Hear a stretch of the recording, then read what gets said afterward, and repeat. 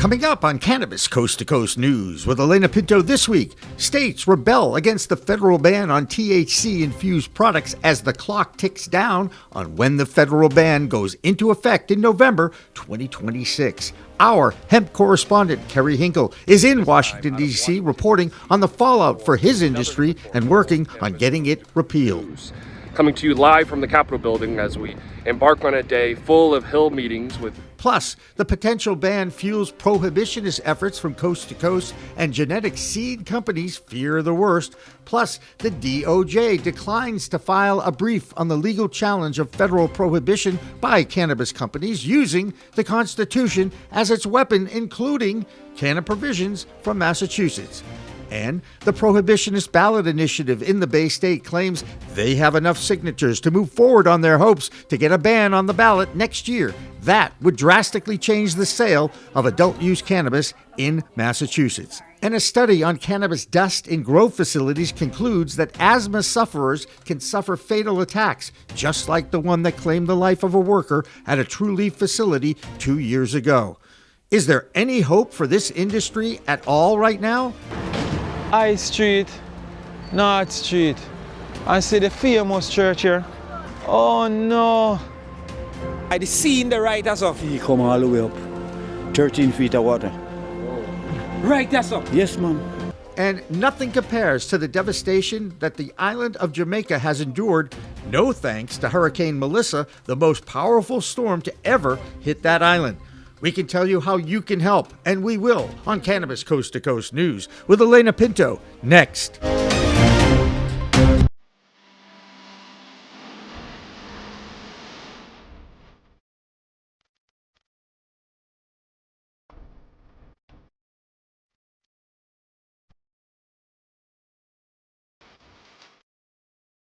Hi, everyone. Welcome to this week's edition of Cannabis Coast to Coast News, WPCM TV's weekly reports on the fight to end cannabis prohibition in our time. I'm Alaina Pinto.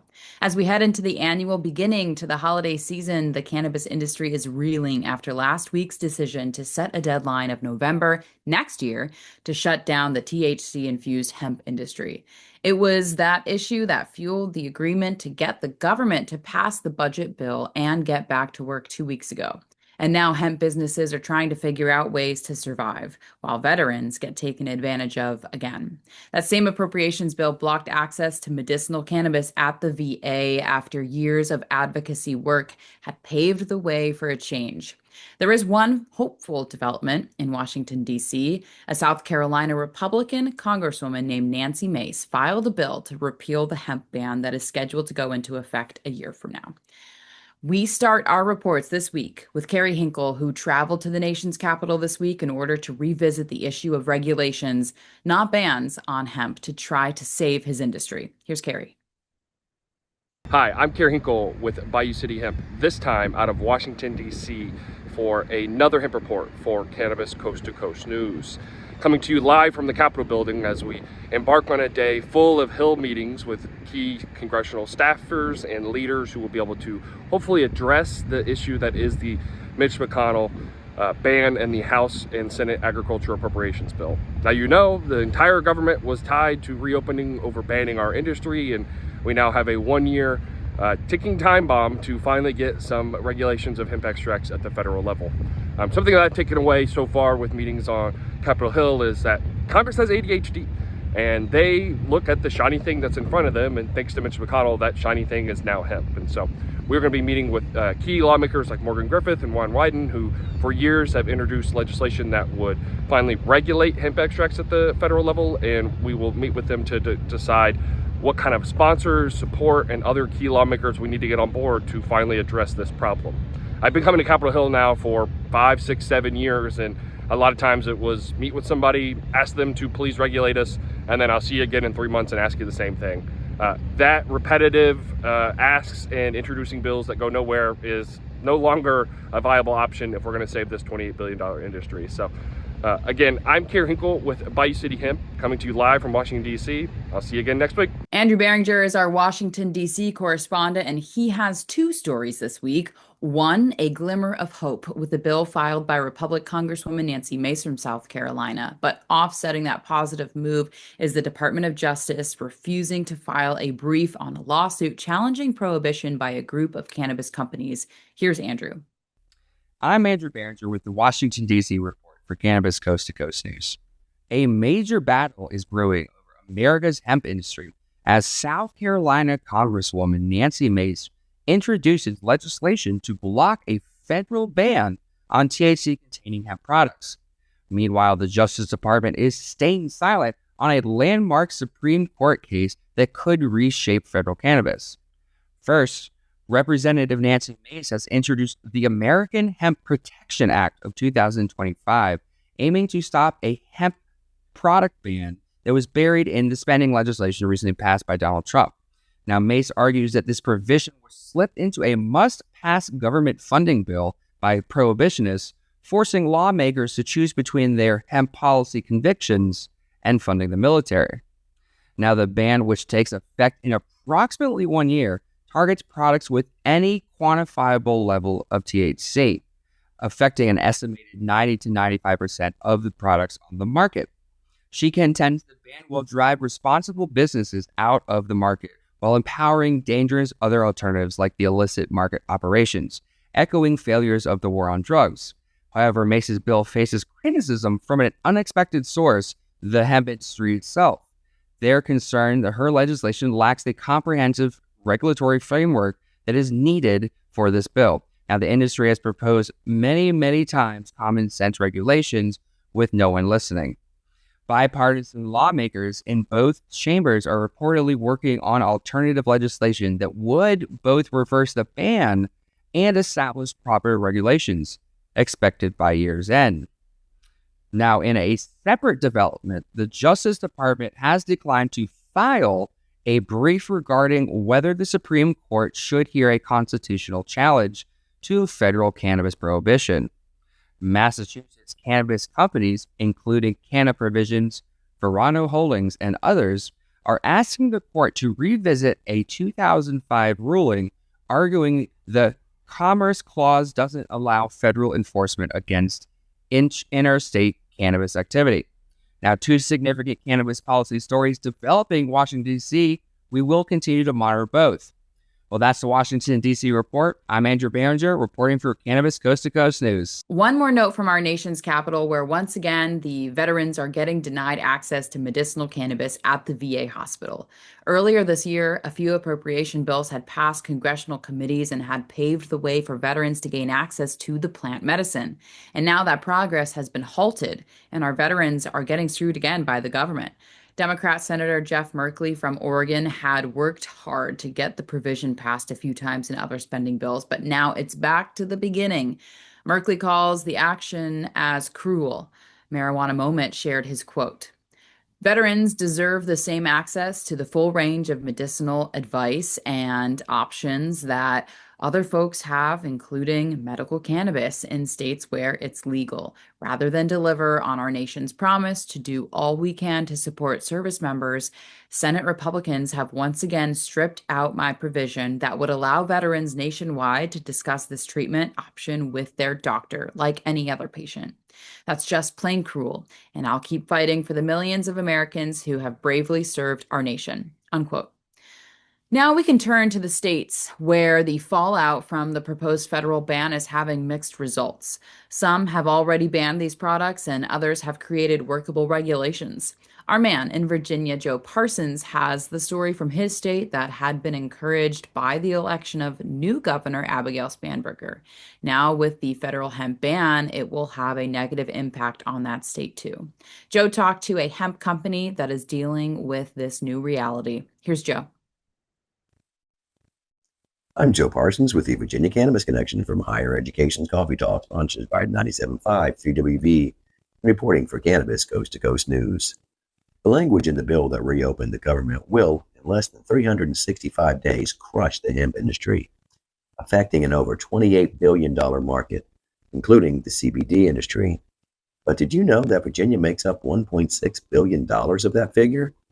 With shifting regulations, our hemp industry has already been in decline, but this upcoming ban could destroy it altogether. So I reached out to the Virginia Hemp Coalition and Red Fern Hemp Company for their take on how this will affect the industry and what they have planned to do moving forward. The Virginia Hemp Coalition has been fighting for hemp farmers since 2012, and as always, Jason Armatucci was happy to speak with WPCM-TV and vows that the VHC will not be deterred and will continue to work with legislators to educate and inform them of how important the hemp industry is to the Commonwealth and how regulation, not prohibition, is the key to a fair and safe market in Virginia. The VHC also points out that the language in the bill does not remove each state's right to regulate their own industry. With a pro-cannabis administration, like the one we now have, we can still work to protect the non-intoxicating CBD and hemp market with state regulation. The VHC also encourages everyone to reach out to their local leaders, state congressional leaders, and Senate leaders, and even our new governor to voice your opinions. And together we can all make a difference. You can also support the work they do and help the Virginia Hemp Coalition to continue working for the farmers and not the big corporations by visiting the address on the screen. Red Fern Hemp Company is one of Virginia's best manufacturers of CBD and hemp products, ranging from body butter, dog treats, and even birdseed. Their businesses, and many like it, could be completely destroyed by the upcoming ban. They have been closely following federal and state guidelines since the very beginning. And owner Graham Redfern and business associate Joe Domino spoke with me about how this ban affects them. You support the states having rights, correct? I do support this. We've been fighting the fact that Virginia, it's kind of funny. We've been fighting Virginia for changing the law to be more restrictive now. And that might play a full circle with the states having the rights to keep their laws. Because if you look at the medical marijuana program in Virginia, they've been conducting business since 2016, 2017, while the federal law is still a Schedule 1. So if you look at it in a way that the state has the ability to regulate their own system over and above the feds, then yeah, I'll support it because it's going to save our company and it's going to save our industry within Virginia without getting just destroyed. What organizations are you working with to potentially fight this? Yeah, there's an organization called HIFA, which is the Hemp Industrial Farmer Association. And they're also working with the Hemp Roundtable. These are national groups. I will say HIFA's taking a lead. They've been doing unity calls every Friday for the last month. There's another one today at 4:00. But, HIFA takes a holistic approach. They want THCA flower. They basically said, why seed ground that we've already gained?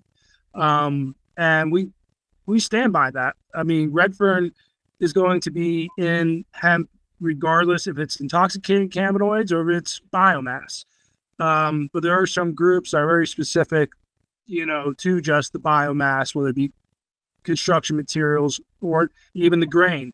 But our argument is, you can't really grow the grain without bringing the plant to full maturity, which means you're going to produce cannabinoids.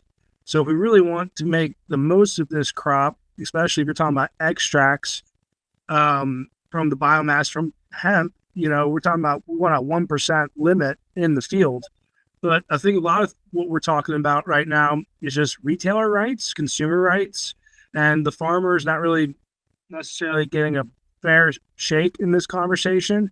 And Red Fern's unique in the regards, Grant, you could speak to it. You've had 3 licenses, a cultivator's license, a manufacturer license, and a retailer's license. So a rare animal, maybe one of the only few animals like that in Virginia.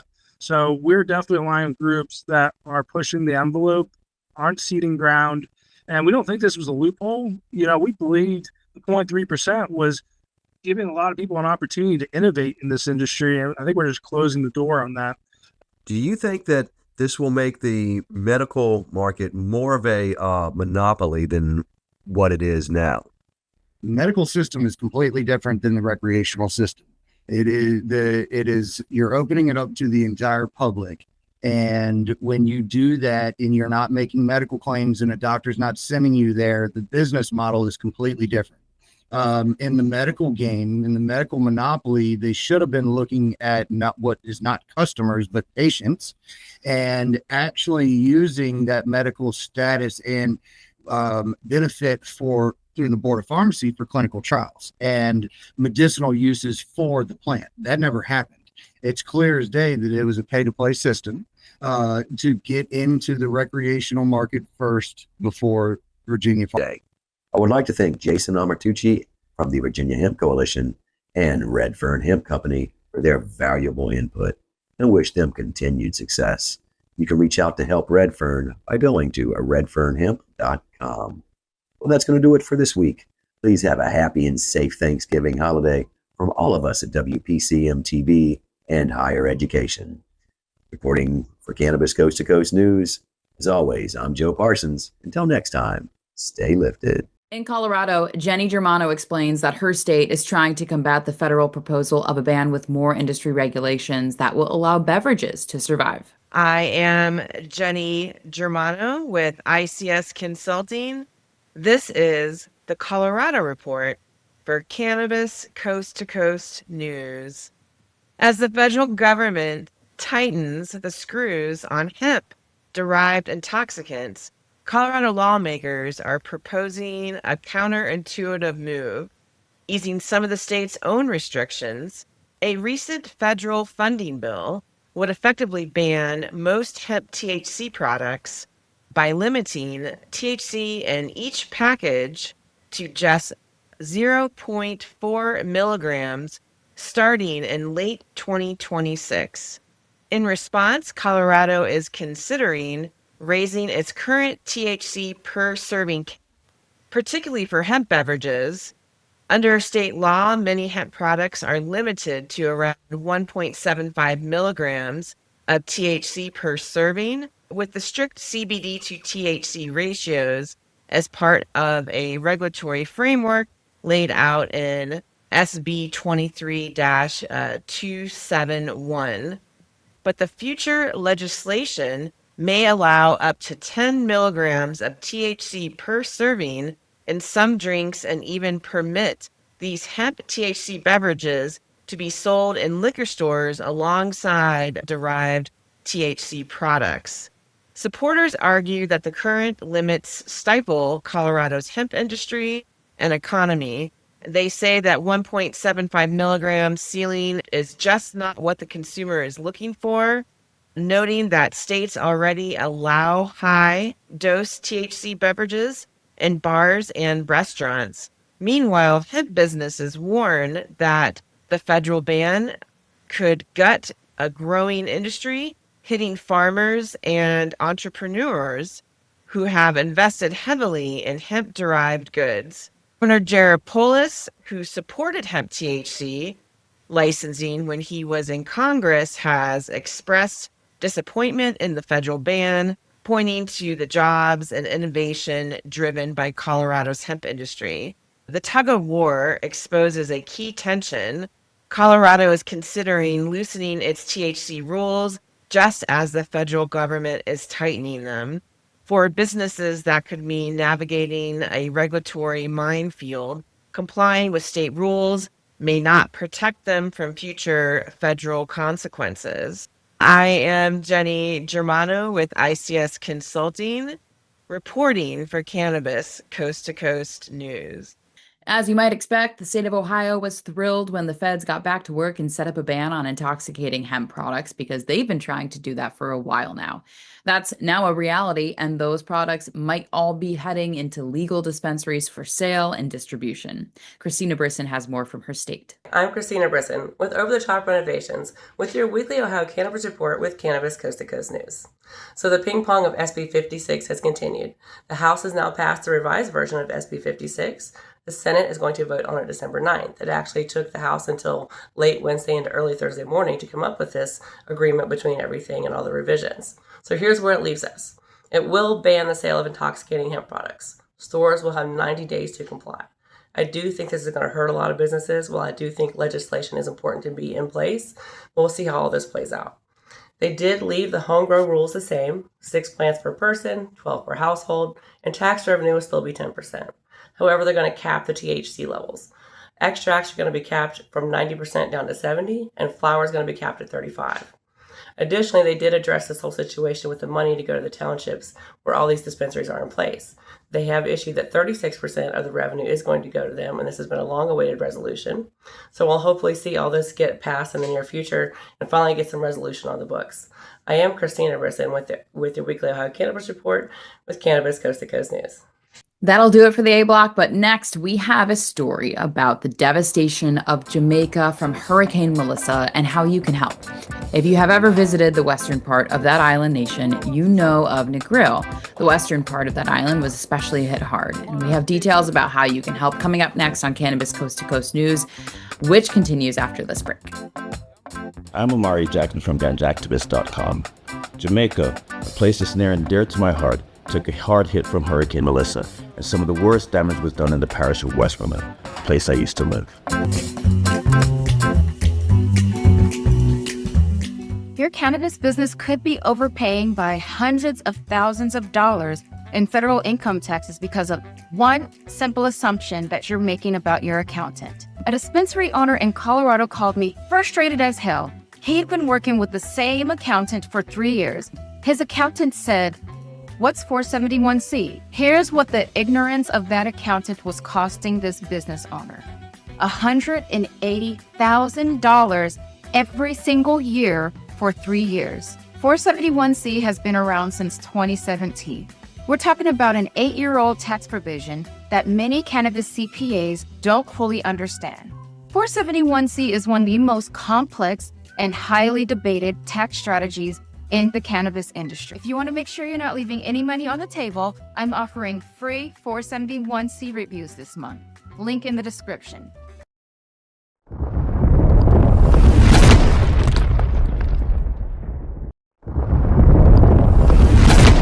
Accounting Buds has grown into Buds Group, the same award-winning quality, now with more service offerings.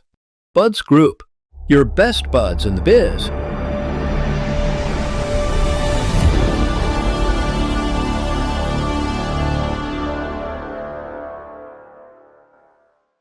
Looking for PR that over-delivers on expectations? At Maverick Public Relations, they pair big agency experience with personalized attention. From launching award-winning brands to securing top-tier media hits, their data-driven communications team helps visionary leaders and entrepreneurs rise above the media noise. Maverick PR is responsive, collaborative, and relentless about results and ROI. Visit themaverickpr.com and make headlines together. If you want to make history, if you want to be part of history, if you want to say you helped legalize marijuana in America, now is the time to join us.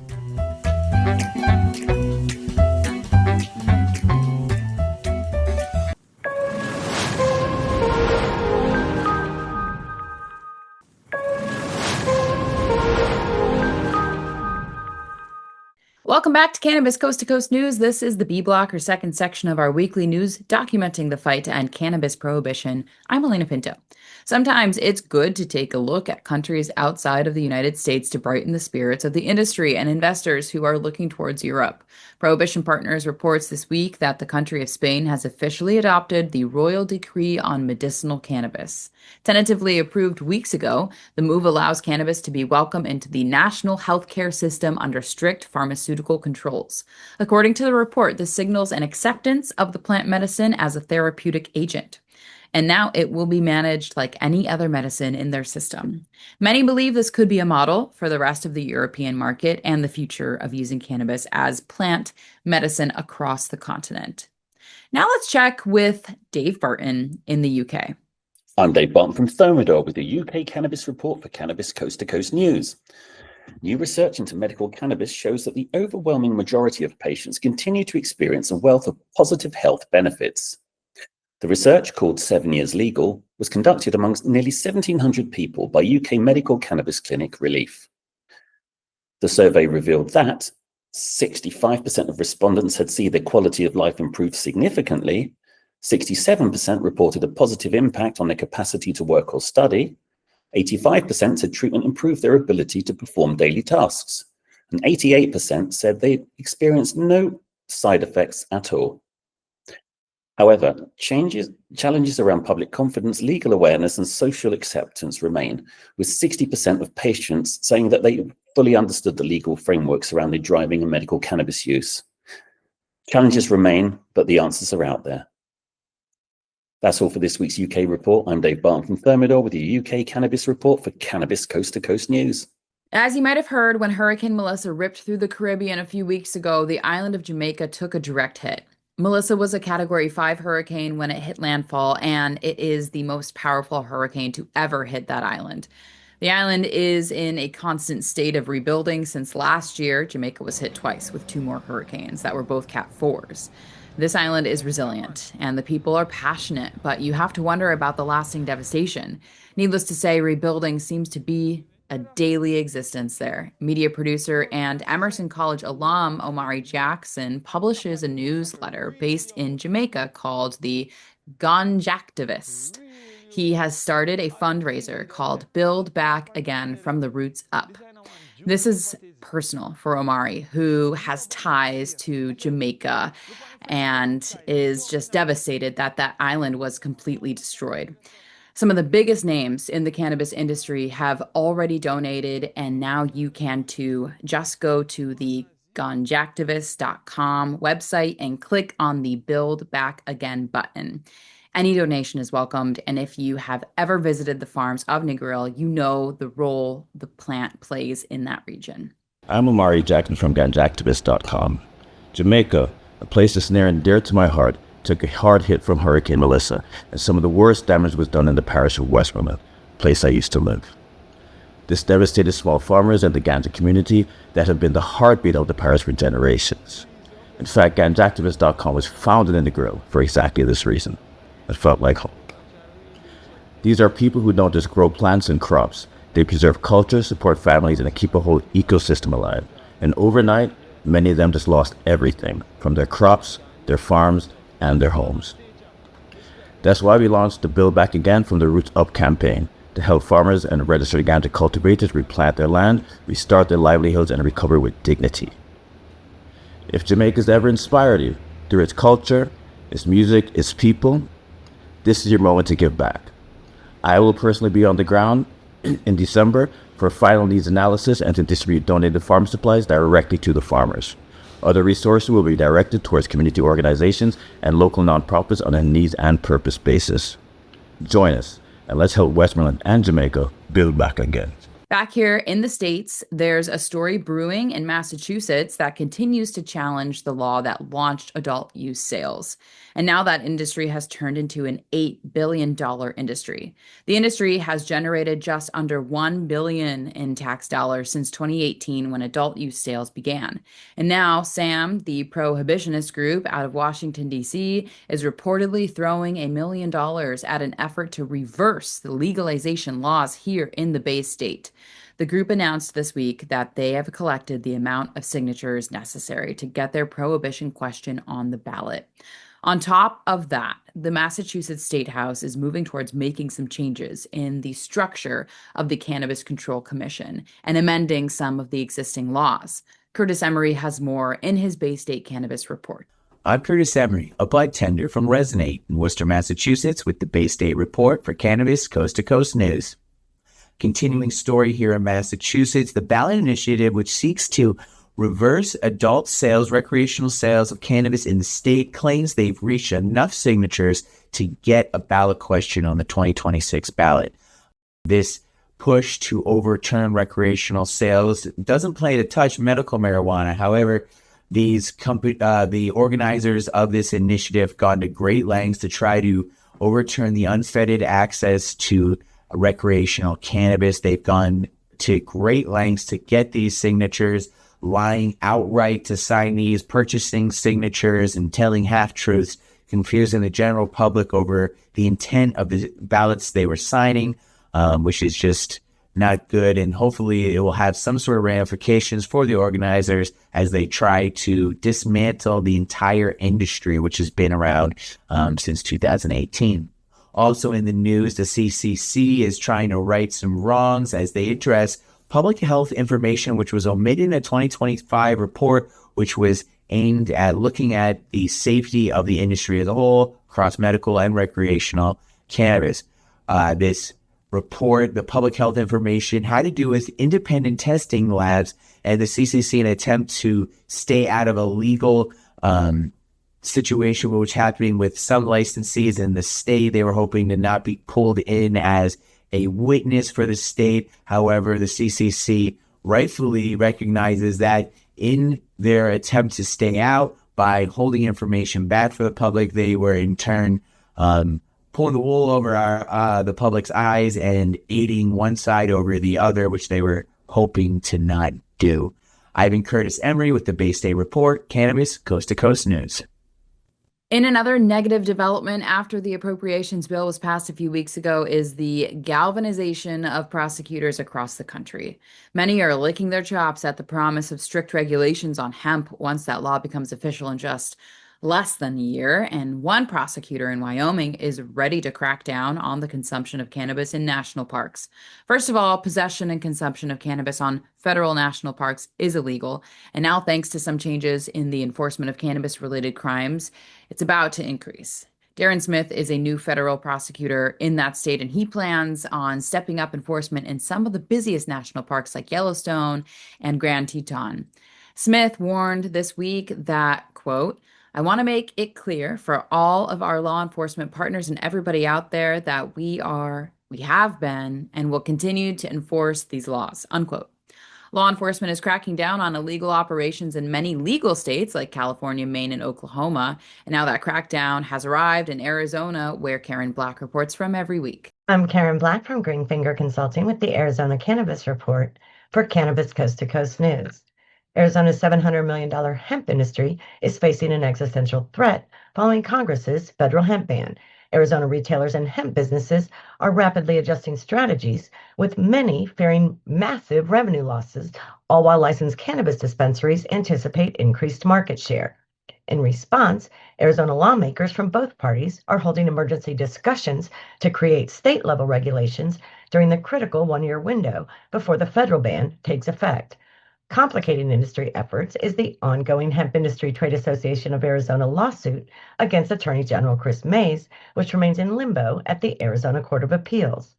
HEDA's executive director Sully Sullivan said it remains to be seen how the federal hemp ban affects their appeal strategy. And here's another controversy. The Arizona Department of Health Services has been quietly handing out fines to cannabis testing labs, but you won't find most of them listed publicly. Newly released records show far more fines against testing labs than the agency previously disclosed. As of mid-November, Full Spectrum Lab in Tucson was the only lab showing a fine on AZ CareCheck, which is Arizona's transparency portal, despite the company receiving multiple penalties. The lack of transparency raises serious questions about who's actually being held accountable and what violations are being swept under the rug in Arizona's cannabis testing program. In business news, Scottsdale-based Tilt Holdings is going through significant financial restructuring. The company filed for creditor protection in early November, and its stock was delisted from both Canadian and OTC exchanges on November 18th. Tilt is cutting costs by roughly $10 million annually and divesting non-core assets. Note holders will vote on a restructuring plan on December 1st, with final court approval expected by December 5th. On a brighter note, Carefree-based Proven Media, a cannabis PR agency founded by Kim Prince in 2014, has been named one of Cannabis and Tech Today's 2025 public relations powerhouses. And lastly, organized crime and drug trafficking continue to plague the Grand Canyon state. On November 14th, state troopers arrested a teenager in Casa Grande following a traffic stop that revealed cannabis possession with intent to sell. The teen now faces multiple felony charges. Less than a week later, the Navajo County Sheriff's Office made a bust near Winslow and discovered over 70 pounds of THC concentrate and related cannabis products valued at roughly $1.6 million. 3 New Mexico residents were taken into custody.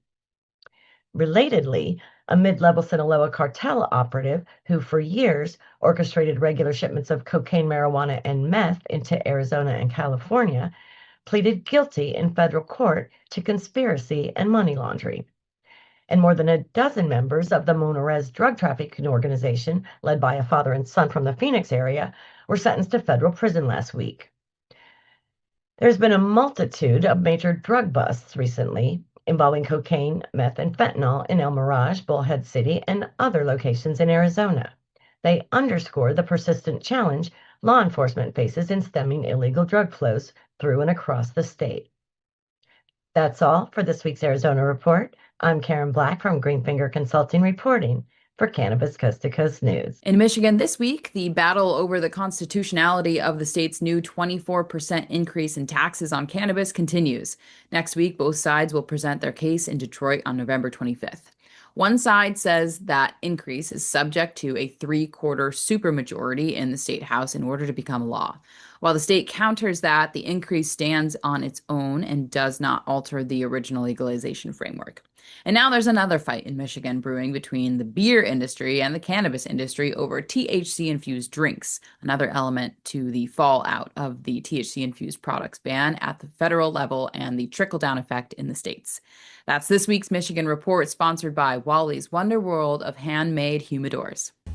This is mold on wheat. This is mold on weed. And this is what this Wonderworld plant is supposed to look like.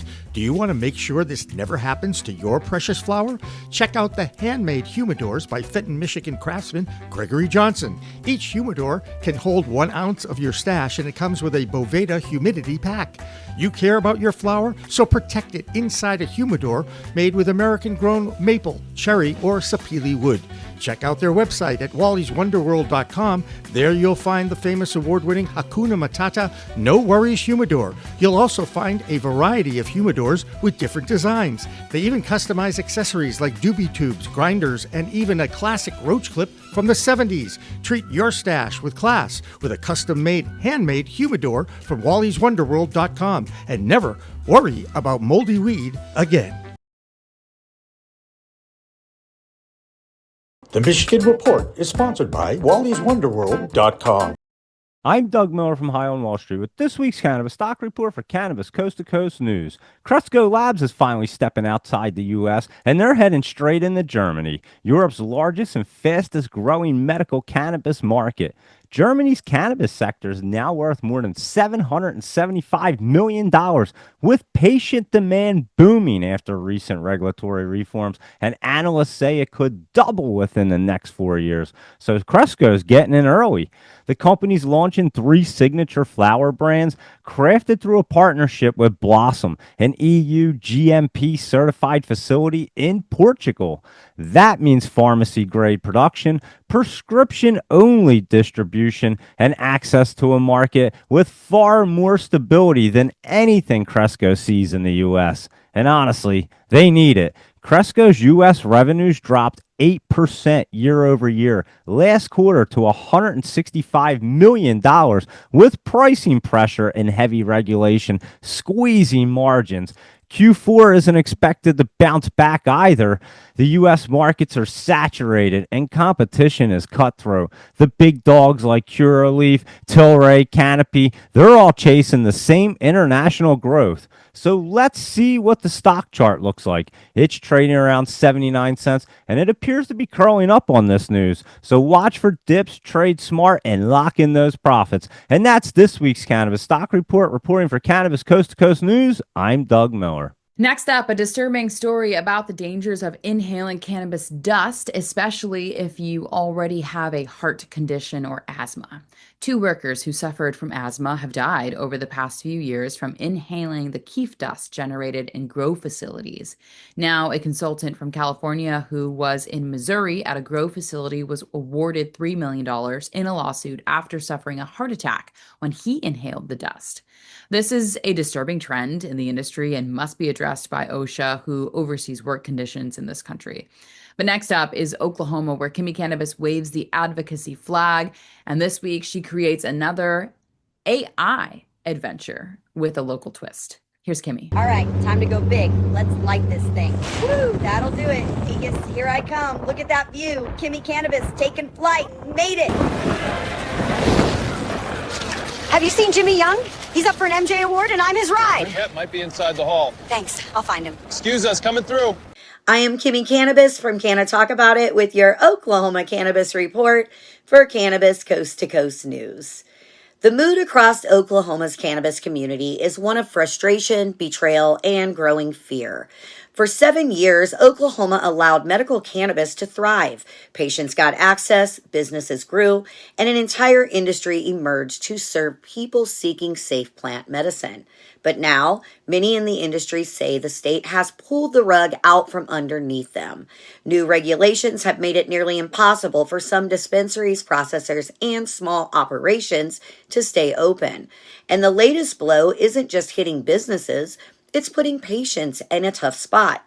Under the new rules, companies can no longer help patients fill out their online medical card applications.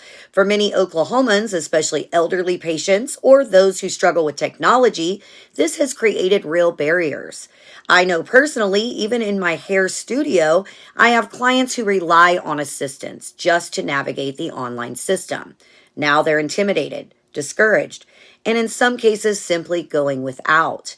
And on top of that, the new zero-tolerance DUI law has left medical cannabis card holders feeling targeted and unprotected. Under this law, any trace amount of THC, even if you haven't consumed recently, can be charged as a felony. Cannabis stays in the body for 30 days or more, meaning responsible, legal, medical users are at constant risk. Why should patients fear felonies for using a plant legally recommended to them? And are patients using opioids or benzos also doctor prescribed being held to the same impossible standard? These questions are fueling anger across the state. The message from the community is becoming crystal clear. It's up to us to keep fighting for descheduling, for fairness, and for the right to access safe plant medicine without fear. That's it from Oklahoma. I'm thankful for all of you who support me and this stigma-breaking mission. Next stop, MJBiz Con. Peace, love, and all that good stuff. I'm Alysha Bellamy for Cannabis Coast to Coast News, and this is your Minnesota Report. I'm also the founder of Herbs and Herbs, and I am on the board of directors for the Minnesota Cannabis College. Today we have Christian Shank, an Eden Prairie entrepreneur that has been charged with theft by swindle. He's been charged with stealing $76,000 from the THC beverage company called Crooked. He co-founded Crooked with former Minnesota House Majority Leader Ryan Winkler. In other news, we have Todd Thompson. He's facing felony charges after selling cannabis without a license. Ashima Tobacco and Pipe in Monoman, Minnesota, is where this took place. This is located on the White Earth Tribal Reservation. Law enforcement raided his shop just days after Minnesota legalized recreational cannabis. During the raid, they seized 7.5 pounds of flour, 433 grams of wax, and $2,700 worth of cash. Thompson is charged with selling without a license. His defense is that the state has no jurisdiction on tribal land. We also have Cody Weber, a Minnesota man that was caught in Nebraska for interstate trafficking of 252 pounds of cannabis flower. Charges include possession with intent to deliver and driving under suspension. My name is Alysha Bellamy. I'm coming to you from Cannabis Coast to Coast News. This is your Minnesota Report. Now let's check in with Tina Tasaka in Nevada. That will be the site for the 14th MJBiz Con, the largest cannabis trade show in the world. WPCM TV's news team will be on hand doing interviews and features for a 2-hour live stream special on Monday, December 8th at 6 p.m. Tina will be there and continues to report on the challenges the tribal nations face in the cannabis space. I'm Tina Tasaka with 420 Technologies and Iconic Representation, and this is the Nevada and Tribal Nations Report for Cannabis Coast to Coast News. The Omaha Tribe of Nebraska's Cannabis Commission has approved regulations to allow medical cannabis on tribal lands, with applications expected to open by their December meeting. Tribal leaders emphasized that the current reforms are only for medical use, despite earlier votes also approving adult use cannabis. Their plan is to roll out medical first, then address adult use later. This comes as Nebraska's statewide medical cannabis program remains stalled. Voters approved it last year, but lawmakers failed to pass an implementation bill. Although the governor signed emergency rules in September, advocates say the state's framework is too restrictive and doesn't reflect what voters intended. Get ready, Las Vegas. MJBiz Con, the world's largest B2B cannabis and hemp expo, takes over the Las Vegas Convention Center December 2nd through the 5th, bringing together 20,000 professionals, 1,000 exhibitors, and 200 speakers for 4 days of deals, education, and connections. Here's some of the sizzling highlights. Ladies can kick things off in style at Blunt Brunch Nationals on December 2nd, arriving in pearls and ultimate glamour for a powerful, woman-led networking experience. Whether you're a seasoned insider or it's your first time, you'll find high-impact networking at the Hub and the Grow Hub.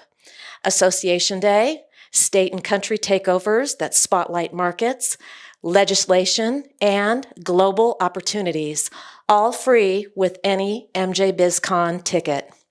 Don't miss Media Day with Beard Brothers, the Hephaestus X Joint Wars opening night party, the Vault Night at New Woo, Flower Hour, and C-Suite Connector at Sky High Lounge.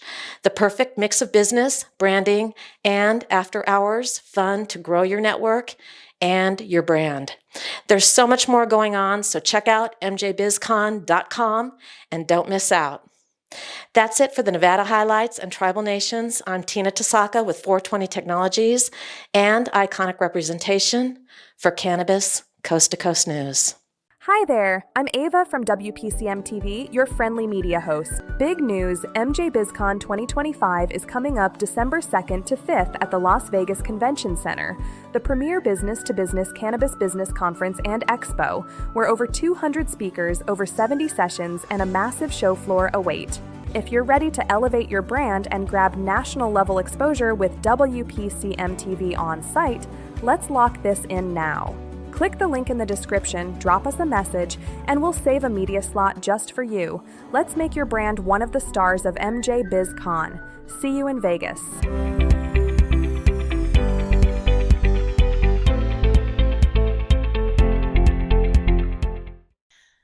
The tiny New England state of Rhode Island is trying to get their adult use market off the ground and have already hit a snag with the social equity market. There were 94 applicants for the first social equity licenses to be awarded by the state later this year. The first problem is that only 36 or 38% of those 94 applicants who were approved to move forward are now in the lottery system. And now those 36 have until the end of December to apply for the lottery. And that's when 6 licenses will be granted to begin the process of gaining access to the new adult use cannabis market in Rhode Island. Another New England state continues to try to move forward with their adult use legalization. That state is New Hampshire, which has a fledgling medical program and is surrounded by states where adult use is legal. This weekend, some of the most well-known advocates and pro-cannabis politicians held their annual conference in Concord.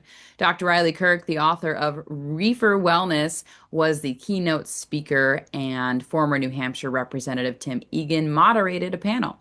On that panel was Julie Hubbard, who is on the Vermont Cannabis Control Board, Adam Fine, managing partner at Vicente's legal office in Boston, and Gabby Pierce, who is one of the policy directors in Maine.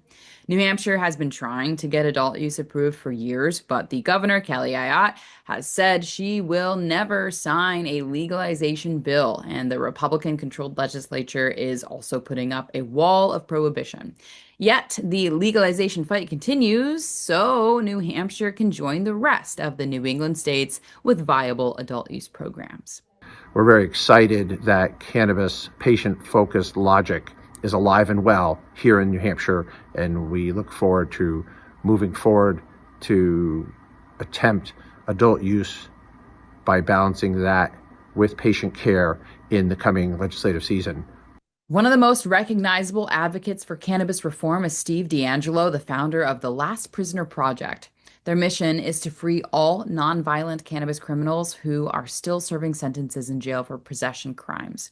Andrew DeAngelo is Steve's brother, and now they are teaming up to form another group to bring both sides of the cannabis plant together. The unregulated hemp industry, while pleading for regulation and rules to operate their billion-dollar industry. On the other side of the plant is the overregulated legal adult use cannabis market. Both have been feuding for years now because of the FDA's lack of regulations over just how the plant works. But believe it or not, some of the legal cannabis operators were supporting the federal hemp ban because the government admitted that they made a mistake when they defined legal hemp to have 0.3% THC.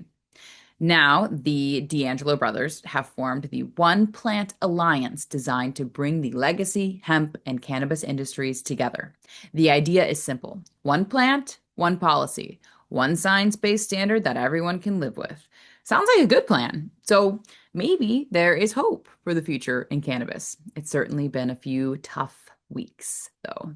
That's this week's Cannabis Coast to Coast News. On behalf of our entire news team and executive producer Jimmy Young, have a great Thanksgiving holiday, and we will be back in 2 weeks with our live special from MJBiz Con. Remember, it's a whole new world of weed out there. I'm Alaina Pinto. Consume responsibly and enjoy your holiday safely.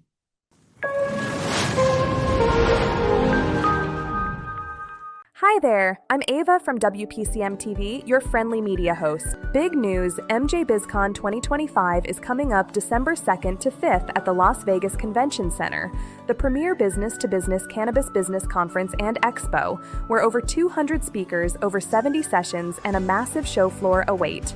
If you're ready to elevate your brand and grab national-level exposure with WPCM TV on site, let's lock this in now. Click the link in the description, drop us a message, and we'll save a media slot just for you.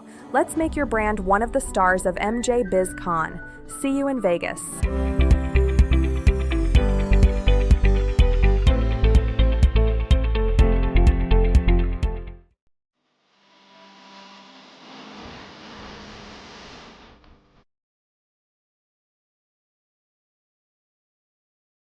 I'm Dina McGee with Grass Goddess Consulting, reporting for Cannabis Coast to Coast News. I have a special report today. I'm here at the International Cannabis Business Women's Association, which is having a special conference here in LA. And it's a wellness conference about cannabis medicine. And I'm really excited. I have Mo Smith with me here today. She is a nurse at the VA hospital and also runs Cannabis Public School, which is a free program that's available on Sundays. It's directed towards doctors and nurses to get cannabis education, but it's open to everybody, and it's something that I've been doing for a long time. So, Mo, thanks so much for sitting down with me today. Yeah, I'm so excited that you're here and to meet you in person and to have you in my class when you can stop in. And classes are drop-in basis, so if the subject appeals to you, then just drop in, and like we were talking, I get really excited when I see that you have dropped in for our Sunday morning class. It's early on your time, right? But it's worth it. And I know we were talking about it, and I've been coming for a while, and I have a background in pharmaceuticals, and it's been really interesting for me. And what brought you to start it originally? So I think the main thing is that in the 20 years now that I've been nursing, I've followed many patients through the medical system. I'm a chart reader. I go way deep into the charts. I go way back into the initial note. I usually go to the first note when they first came to the healthcare system.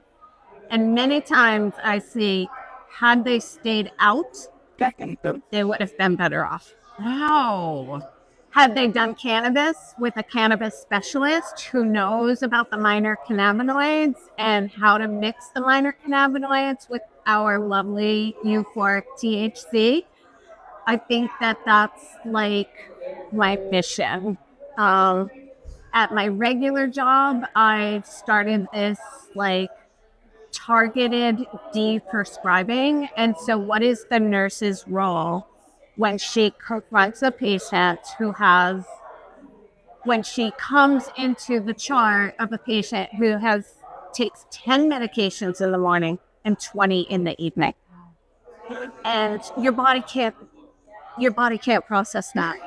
And the healing system, the natural healing system that we all have within us, both somatic, body and mind, that becomes so suppressed because of all the medications sending these mixed signals. Wow. That's such an interesting way to put it that I haven't heard before. And I haven't heard exactly, your why and sort of like your perspective on treatment. So I really appreciate you sharing that. I have a lot of whys. That's one of them. Yeah, that's definitely one of them. And I am not anti-pharma. I know that, and I'm not anti-Western medicine. I've been an ER nurse. I know how dedicated ER nurses are to helping somebody who just had a tragic accident or their loved one had a heart attack. And I've done myocardial infarction protocols, and I've instituted them like on my own because the patient came in with a probable MI. And so I love doing that too. And I like to see medicine when it's doing that. And the only beef I have is with insurance and pharmaceuticals. Yeah. So okay. Yeah, I love that. And I think that's why we relate to each other so well too, because coming over to cannabis from pharmaceuticals, I think sometimes I feel like I'm crossing enemy lines, and but there are so many ways that we can really play well together, and I think that's 100%. What Cannabis Public School is doing. Is there anything else that you want to say about Cannabis Public School? We do appeal to doctors and nurses, and but we also have bud tenders, and we have industry insiders, and we have cannabis night people. And I think we've had amazing classes. Like, you have to be there to experience it. You really do. We've had some amazing classes. It's hard to hit a grand slam, every single time you go on there on Sunday morning, which is why we like to play hooky on federal holidays, like any federal holiday. In fact, I was like, are there any in February? Because, I was a great student if I liked the subject. Sure. But if I didn't like the subject, whoop, I'm out. What was the question? Just anything about Cannabis Public School you think it's important for people. The one class we had where I didn't have an itinerary, and that doesn't happen too often, but Dr. Talleyrand was there, and he's our resident physician. And I often say that for the people who are cannabis naive and patients and people who are there for their aunts or their cousin, and they just want to find out how they can help that person, Dr. Talleyrand very patiently will unmute the mic and he'll say something so profound. But the one time that I didn't have an itinerary and Dr. Patel and Dr. Talleyrand had this like amazing conversation, and the transparency between doctors, and I think patients are missing that. Yeah. I think they miss it. They just want to know that their physician is listening to them, is taking their healing into consideration, not their illness. Absolutely. We can mic drop there. I know. All right. Well, we could talk about Cannabis Public School forever. And I'm excited for tomorrow's class, by the way. Oh, but let's change gears. We're here today at this conference, and you're one of the speakers. Can you just share a little bit of what you're here to share today and why you're excited to be here?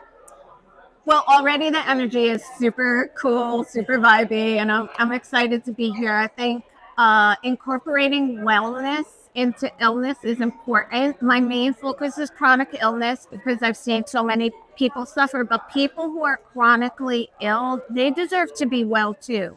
Whether that means that the quality of their life is improved that their caretaker has more free time, that their pill burden has been decreased, that they can experience joy. That's what I want to teach people cannabinoids do. And it's not just THC. I mean, CBG, like you said, you know, you bring them with you because it's important to you. Yeah. Why is it important? Because your body recognizes this molecule as a inhibitor of excitation. You know, so it quells the fight flight. Like, fight flight is good when we need it. When we don't need it, but our bodies are so in fight flight due to modern society. Yeah. The news, the traffic, our jobs, the price of eggs. Absolutely. I feel that. That's why I keep my CBG close by. That's what I want to teach people, that cannabis. So I didn't really know my subject, and I like to focus on the endocannabinoid system. It's amazing. We have an inner healing mechanism. It's over 600 million years old because it's been preserved throughout evolution because of its importance. And I'm going to talk a little bit about that, but your body, believe me, your body recognizes these molecules in a certain form, in a certain dose. You may or may not be able to get those products in your dispensary, and that's why I want everybody to know that cannabis consumers have better outcomes, less harms, if their products come with trustworthy, balanced education. And there's a study on that. Oh my gosh, I think that's the perfect place to end. Okay. Mo, thank you so much for sitting down with me today. I'm so excited to hear what you have to say at the conference, and I know we're going to have another conversation like this soon. I appreciate it. Thank you. Thanks, Jimmy.